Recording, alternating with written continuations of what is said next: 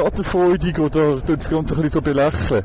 Ja, da kannst du jetzt gar nicht mehr fahren und dann wär's das ja jetzt gewesen mit dem Hobby und so. Für mich ist das kein Thema jetzt, solange es jetzt trocken ist. Ich kann jetzt ganz gut fahren, das ist für mich genauso Fahrspaß. Kannst im Dezember noch fahren, kannst im Januar noch fahren, kannst im Februar auch noch.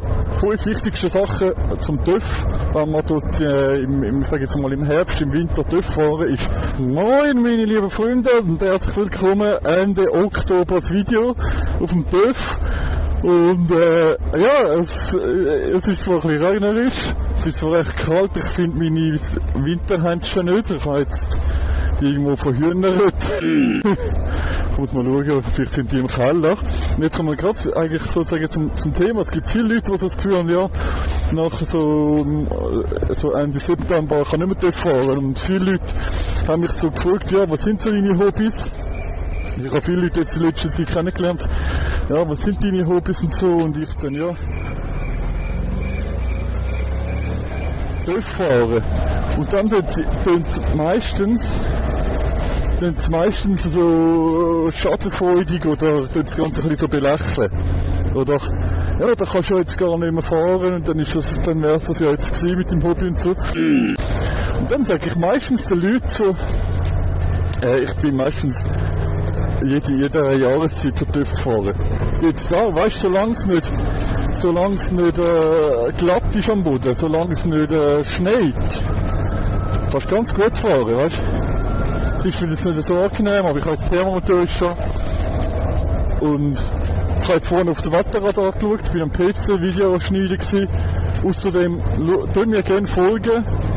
Da ist Insta verlinkt, da ist Snapchat verlinkt, da ist TikTok verlinkt, alle meine Links. Tun mir gerne folgen. Für mich ist das kein Thema jetzt, solange es jetzt trocken ist. Ich kann jetzt ganz gut fahren, das ist für mich genauso Fahrspaß. Genau so einen Fahrspaß, jetzt sind wir übrigens Richtung Büsingen, Grotschmadingen unterwegs. Das Einzige, musst du jetzt halt ein bisschen schauen, wenn es regnet, aber es ist ja auch im Sommer, das ist ja gleich wegen der Tollendeckel. Jetzt, wenn du da fährst in den Kurven und alles, dass nicht über Tollendeckel Schlitter ist. Also ich muss sagen, TÜV fahren ist schon verdammt geil. Und ich finde, solange das Wetter zulässt, kannst du auch noch im Dezember noch fahren, kannst im Januar noch fahren, kannst im Februar auch noch. Weißt du, scheißegal, Mann.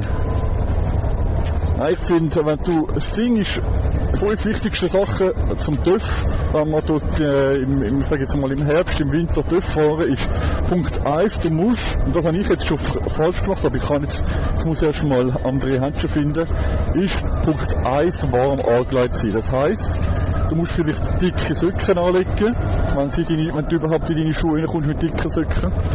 Und man tut das schnell rechts abbügen. Dicke Socken, Thermounterwäsche, ein Pullover, Winterhändchen, du musst richtig dick angelegt sein. Hey, aber das ist auch nicht günstig. Das ist so teuer wie in der Schweiz, die Kürbis. Die sind genauso teuer wie in der Schweiz, Mann. Kleider anlegen, schön warm haben, das ist schon mal die halbe Miete.